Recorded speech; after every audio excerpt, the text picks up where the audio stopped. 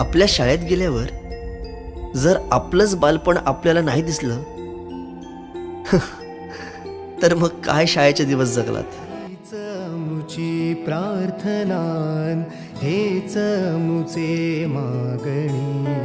हीच मुची प्रार्थनान, हेच मुचे मागणी.